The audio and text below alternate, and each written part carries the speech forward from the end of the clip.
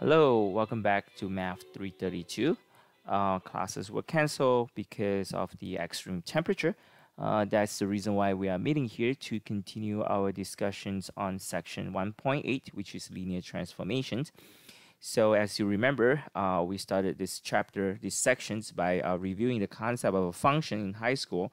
A function is a mapping which takes an element from this set and map it to an element from of the set. So usually in high school, these sets will be always a set of real numbers. This is also a set of real numbers. So for example, you have fx equal to x squared, which takes a real number and map it to another real number. In fact, we know better than this. We have the concept of the domain and codomain, but we also have the concept of the image of a mapping or the range of a mapping. In that case, we actually know that the range of f right here is not the entire R, but it's from 0 to infinity. It's all the real number that is greater or equal to 0. And but for codomain, we can write a slightly bigger set. So that's not going to be a problem. That's the reason why here we are writing R to R. Sometimes we cannot take the entire R. For example, you have fx equal to the square root of x. And for that, you will know that x only takes the non-negative values. So that's the reason why we are taking this interval. This is a set. This is a way to write set. So if you forgot, please review the concepts of interval. So interval, that's how we write interval. And it takes a value. This mapping takes a value from this set and map it to another real numbers, which is also from this set. Now, for linear transformations, for transformations, so in terms of transformations, you can also think of it as a mapping. It's just that right now, we are no longer just restrict ourselves to real numbers. In fact, for transformations in these sections and in linear algebra, we want to look at the transformations that takes an element from a vector space and map it to another element in another vector space. So we haven't really talked about vector spaces yet.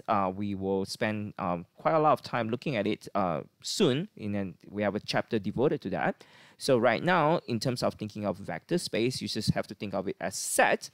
This may be something that is not necessarily has to be R, but it's a set with some structure. We're not discussing that kind of structure yet. We'll talk about that in the new chapter.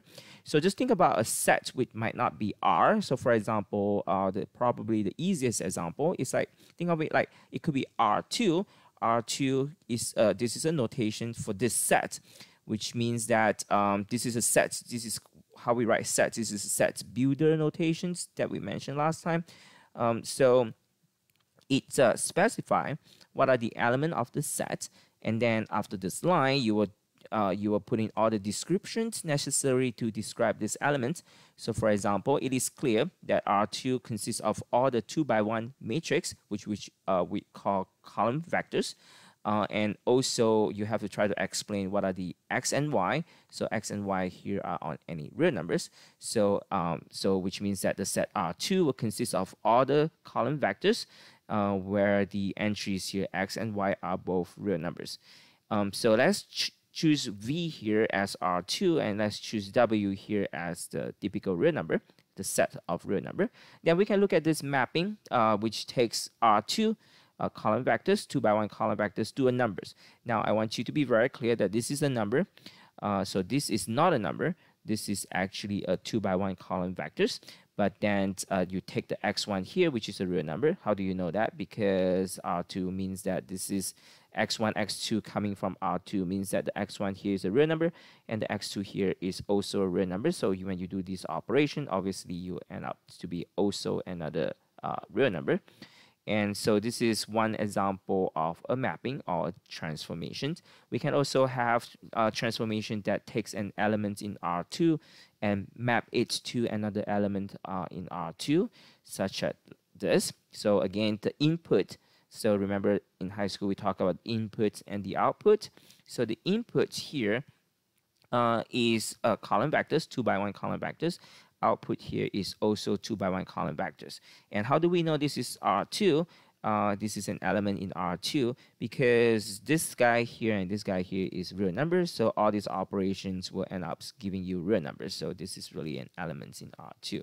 So transformations, first thing you have to think about transformation is that it's nothing really special. It's just a function, just a mapping, just that now you're probably going to take something that you might not be very comfortable with right now, but eventually you will be very comfortable with like R2 to R2 and all that kind of mapping. So it's just like mapping just takes things that's not necessarily real number and map it to another set, and somehow that set is called vector space. We don't know what that thing is yet. We will soon we'll look at it, but that is what transformation is about in this chapter, in this section. And we also talk about the mapping that take R4 to R3 in this particular form. So as you remember, this is so this is a 4x1 column vector. So in order for this to define, this matrix here has to be 3x4. The inner number have to match. So I can have a mapping that take an element in R4. Obviously, this is R4 in R4, and map it in R3, because if you multiply this thing out, it will give you an element 3x1 column vectors. Now let's review a little bit. So there are two ways of looking at these matrix multiplications. One way is to look at the so-called column picture of a matrix multiplications, which means that this product here can be written as this, which, as you can see, is this is what we eventually going to call linear combinations of all these column vectors. So this is the column vectors, column vectors, column vectors of this matrix. And when you multiply this matrix to x1, x2, x3, x4, what you get is this, a linear combinations of column vectors in this matrix. As you can see from the matrix operations, so x1, x2, x3, x4, these are real numbers. So this is a real number multiply matrices. It doesn't change its size. So obviously, as you can see, this end result is going to be an element in R3. Another way of looking at this is just forget about the column pictures, which is column pictures of matrix multiplication, but just multiply using the definitions, which is this, this, this, this, and this, and you get that.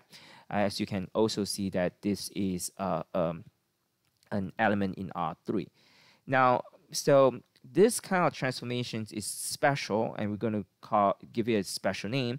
This is a transformation that we call a matrix transformations, obviously because you are taking a matrix, multiply these column vectors.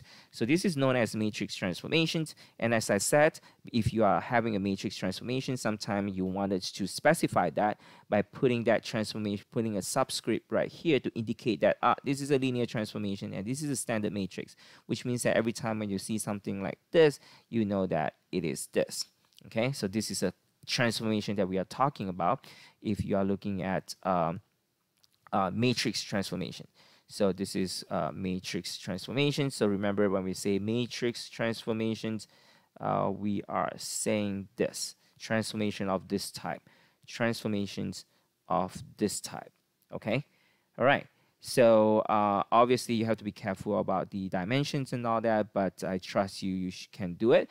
If the input is n×1 column vector, so this is n×1 column vector, so this matrix has no choice but to be n×n if you want it to return an output which is coming from Rm. Right, we also talk about function spaces. So this is what we call a function space, consists of all the continuous functions on AB, on the interval AB. We can define a mapping that takes this set and map it to a real numbers. For example, this is the type of mapping we can consider. This f here is coming from here, which means that f is a continuous function defined on AB. All right, so that's the reason why this integral will be defined. And as you know, this is a definite integral. It will return a number. So the output is a number. And we also look at the transformations, which takes element from this set to this set. So give me a minute to talk about all these notations. So you will eventually be very familiar with all these notations. So these are notations that is from your book, and actually also is the one that commonly used by all the mathematicians. This is called the C1 functions. So C1 functions is the functions that is Just forget about it. Can you just ignore this? So C1 function is a function. So we are using set builder notation again. So C1 functions is a function. It's a set consists of all the function f such that f is differentiable on R. You can take the derivative at every point. And not only that, the derivative is continuous. That's what C1 means, okay? So the one here is indicating that the first derivative is continuous. And in your book, you also have this notation. You also have this notations, which is f of R. Sometimes, oh, I know what I'm trying to say now. That's just a typo. That's a 1. So instead of writing R, you write down the interval form of R. So which is negative infinity to infinity. And the sets here, instead of writing R, you can also write the interval form of R. This is a set of just functions, a set of real value functions. It is defined on R, and its output of these functions is a real number. So this is basically kind of like all the functions that you know. For example, fx equals to absolute value of x plus sine x plus cosine x, or whatever it is. Obviously, this is defined for all the R, all real numbers, and the output is real numbers. Okay, now once you have this, once we have understand all these notations, then we can have a linear we can have a transformations that map functions in here to here by taking the derivative. So, for example, if your fx is like sine x, then the transformations will give you the outputs cosine of x, so on and so forth. So this is also transformations. And so you can see all these examples here to try to tell you that we don't really just look at R anymore. We can look at things that are strange, which is like sets of functions. We can look at R4 and things like that. Okay, now, if you remember, the next thing that we did last time is to talk about the concept of linear, okay? Linear transformations. So this is a general definition. So as you can see, it is not in section 1.8. It is actually at the very end of the book. If you can look at it, it's on page 447. So linear transformations is nothing but a mapping. Again, taking a vector space to another vector space such that it satisfies this property. It satisfies this property for U and V elements from this set V, all right? And K here is a real number, and U here again is elements from this V. And okay, so this is a little bit, this is what you're going to see in the future, but we call this vector space. We call V and W vector space. And we actually call all the elements in V and W as vector. Okay? So you will come across this terminology soon. But right now, what it says is that if a mapping is a linear transformations, then this property has to hold, which is the additive property. And also this homogeneity property has to hold. All right. So what it means is that so when you want to show something like this, you actually have to show that this is true for all U and V, for all possible U and V. You can look at the definitions. It says right here, the property has to hold for all vectors U and V, okay, in this set V, and actually also have to hold for all scalar K, which is the real numbers. So be careful when you are asked to show that something is some transformation is linear. You cannot pick a specific example, okay? Because once you pick a specific example, so for example right here, if you choose one specific example, that will not work, because when you show something works for all these example, you only show specifically for that example, but you are not showing it that property hold for all vectors, all elements in this set. So how do we do all that? We will look at it in a minute, but just remember this is the definitions of transformations or a mapping being linear. Now, so if you look at the previous example, the what we call the differential operator, these transformations by taking the derivative is actually linear, because for whatever function f and g from the set C1, if you remember, any function that is differentiable, actually, if you put it inside here, then you have taken this derivative. By the property of the derivative, which is what you learn in Math 151, Calculus 1, you can split this into two like that. That gives you TF plus TG, which means the additive properties that we mentioned in that definition is actually hold. All right, so we have that, and in fact you can see that I'm not doing anything. I'm not saying that f is e of x or anything like that. We know that this property holds for all functions, okay, all function that is differentiable. So this is true from calculus, and if you remember, you can every time you take a derivative of a constant multiply a function, you can also take the constant out. So that is what we call the homogeneity property. So we have the property number 2 hold from knowledge you learned obtained from calculus. So that means that this transformation in example 5 is actually a linear transformation. Same thing from calculus. You know that the transformation we have from example 4 is linear because the integral has linear property like that. So if you show this whole, if you show something, the transformation has the additive property and also the homogeneity property, then we say that T is linear transformation. Now, same thing with the example 3, matrix transformations. So for matrix transformation, it's also linear because if you try to check whether or not it has the additive property, you will see that you will have to see given x, y from Rn, whether or not your ax plus ay, which is your tax plus y, is it ax plus ay? If it is the case, then we can see that this additive property hold. Let me say that one more time because some of you might not be very familiar with this. So tax equals to ax. When you think of it like this, it's kind of like if you have something here, you are mapping it to here. So now if you have x plus y, so when you have x plus y, the things that you have to substitute here is x plus y. Okay? All right, so that's the reason why we have this. And also, another thing is that throughout this course, sometimes I will be very careful about writing vectors such that I will be writing x like this to indicate that this is vector, but sometimes I will just write x like this because from the context, you should know, it should be clear that this is actually a column vector and not a number. So for example, right here, this is not addition of two numbers, this is addition of two column vectors.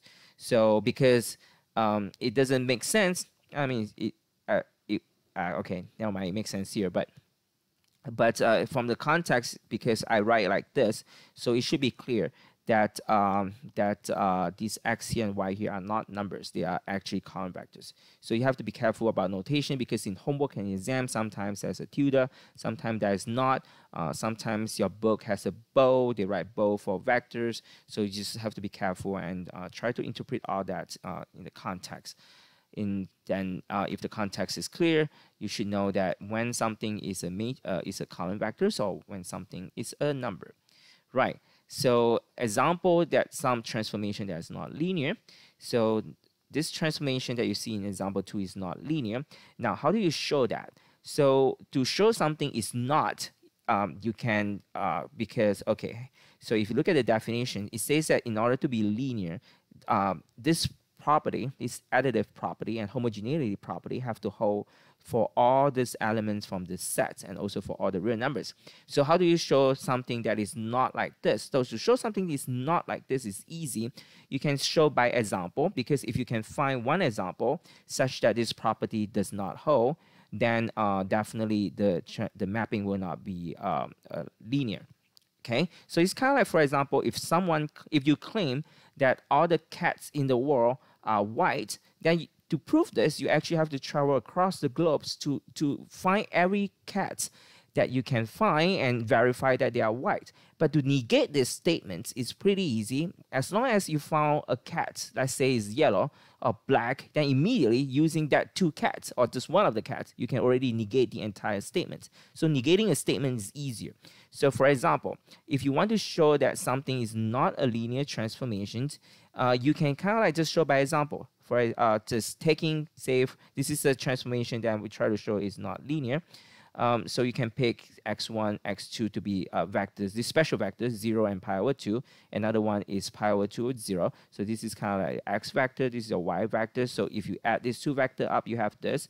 So according to the transformations rule, so this entry here will be putting here. That's the reason why you have that. These entries here will be put right here. Sorry, right here, and that x1 will be put here. So if you do all these computations, you will see that tx plus ty, so tx plus ty equals to this. So this is your tx plus ty.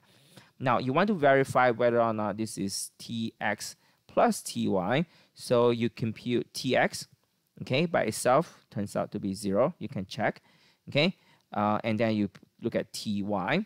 So this is our y, this is our x now. So if you look at tx, we have 0, 0. If you look at ty, we have this. And then you add these two things up. So this is your tx plus ty. And you can see that tx plus ty is actually equals to, so this 0, 0 plus this is not the same. So if you add up these two things, obviously you only get this. So it's not the same as this. So this is your tx plus y. Okay, which we know from here is this. So that's the reason why I'm writing it here. So this is your tx plus y. This is your tx plus ty. So this is your tx plus ty.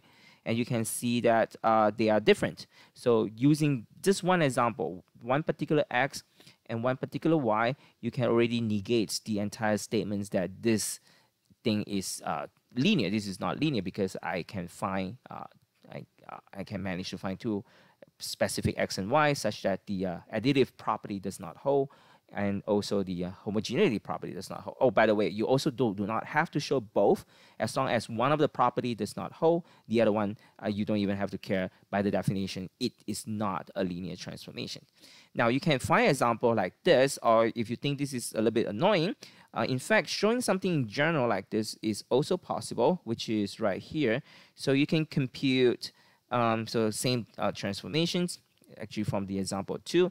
So you can write what happened to tx plus ty.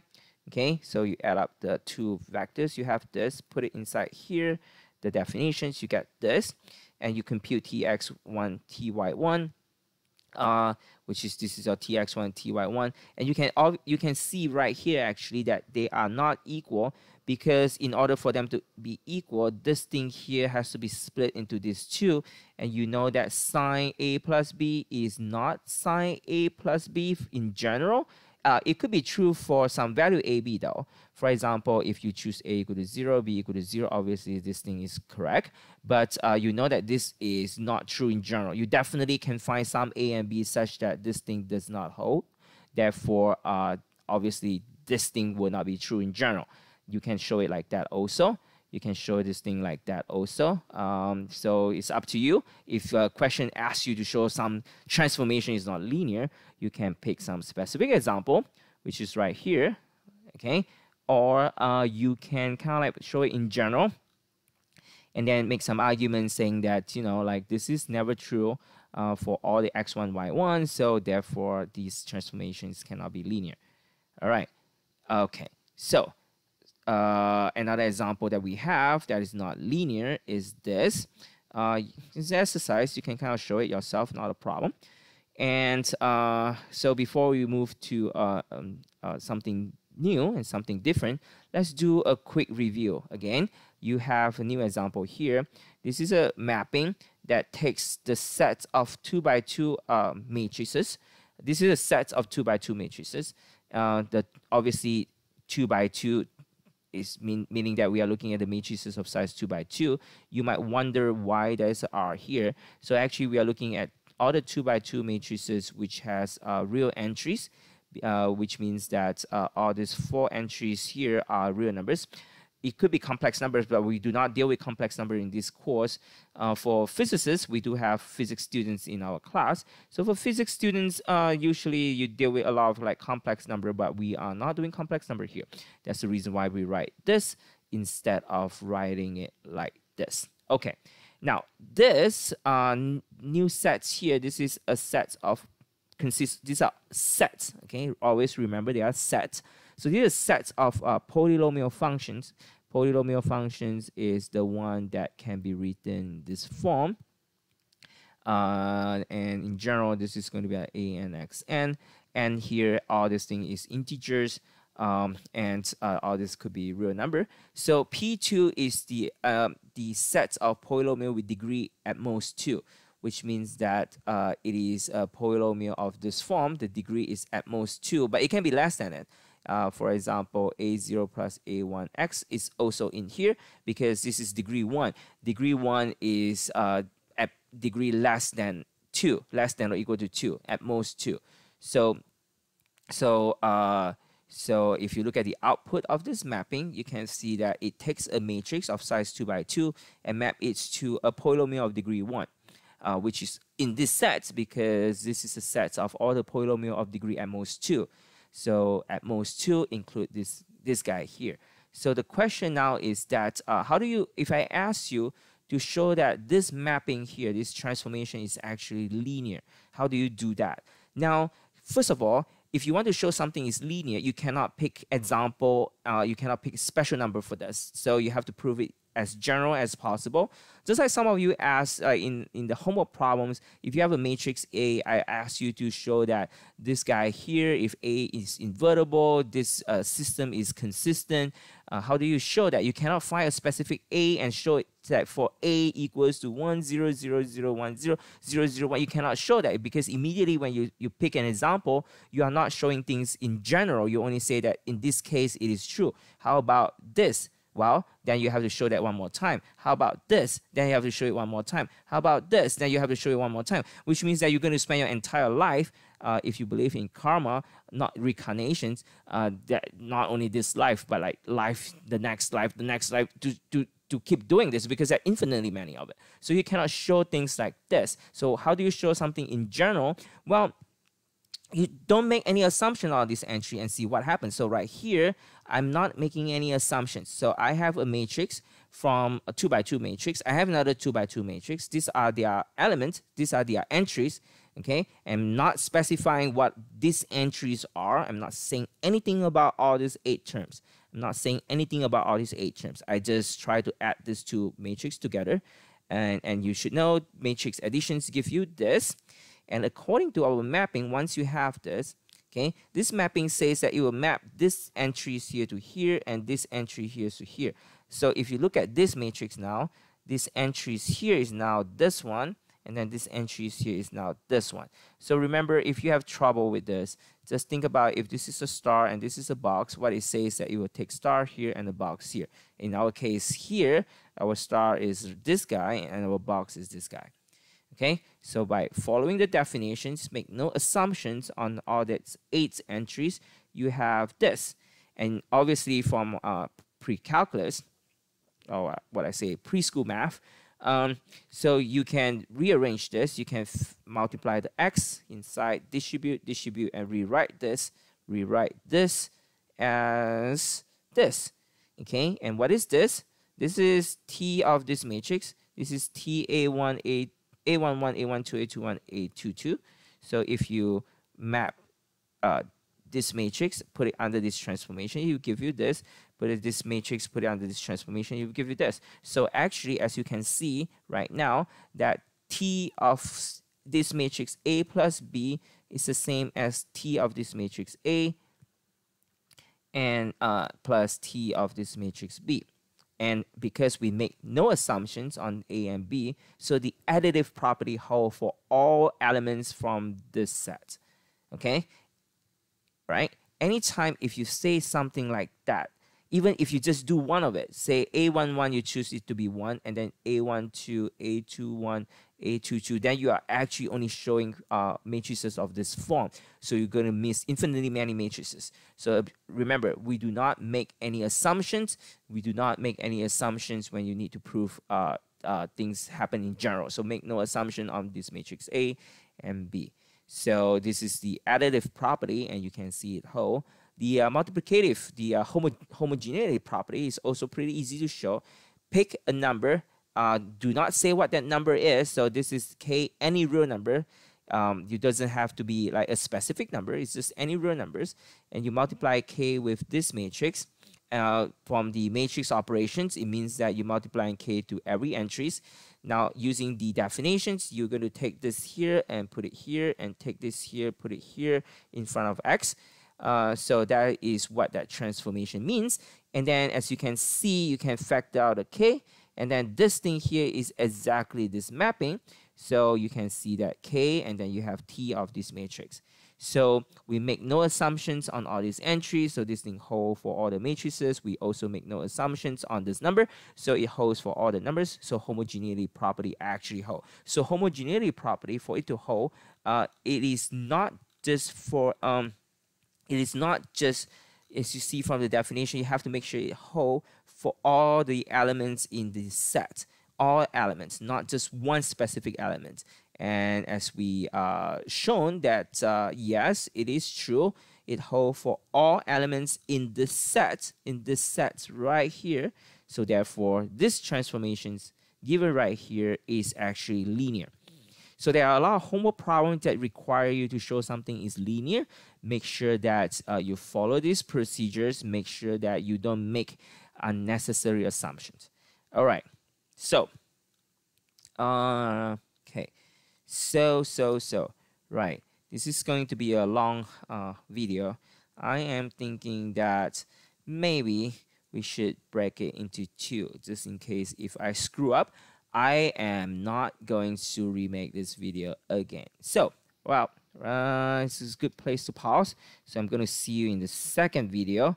Started from here. And all right, see you later.